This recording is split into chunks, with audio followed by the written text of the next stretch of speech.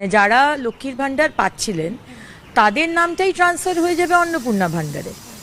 আপনারা 1000 টাকা বা 1200 টাকা পাচ্ছিলেন বা 1500 টাকা লিস্ট এক মাস আগে পেয়েছেন, আমাদের সরকারে আপনারা 3000 টাকা পাবেন। যারা যারা সিএ এর জন্য অ্যাপ্লাই করেছেন তারা পাবেন, কারণ আপনাদের অ্যাপ্লিকেশনের রাস্তায় রয়েছেন, প্রসেসে। যারা ট্রাইব্যুনালে অ্যাপ্লাই করেছেন তারাও পাবেন, কিন্তু যাদের নামটা কাটা গেছে সেটারও ভেরিফিকেশন হচ্ছে, তারা কিন্তু পাবেন না।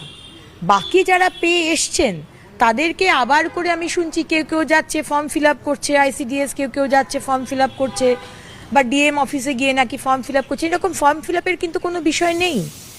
সুতরাং let me make it very very clear, যারা লক্ষ্মীর ভাণ্ডার পেয়েছেন তাদেরই নাম ট্রান্সফার হয়ে যাবে ভেরিফিকেশনের পরে। ভেরিফিকেশন আমাদের দপ্তর করবে, এখানে আপনাদের ভেরিফিকেশনের কোনো বিষয় নেই।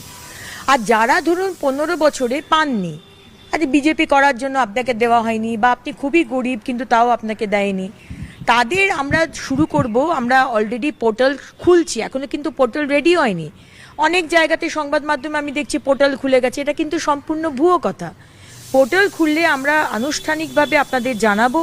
যারা যারা পাচ্ছেন না সেই পোর্টালে অ্যাপ্লাই করবেন, যারা পাননি 15 বছর ধরে, এবং তাদেরটা আমরা 2-3 মাস বাদে বাজেট হওয়ার পরে আমরা সেটা দেবো।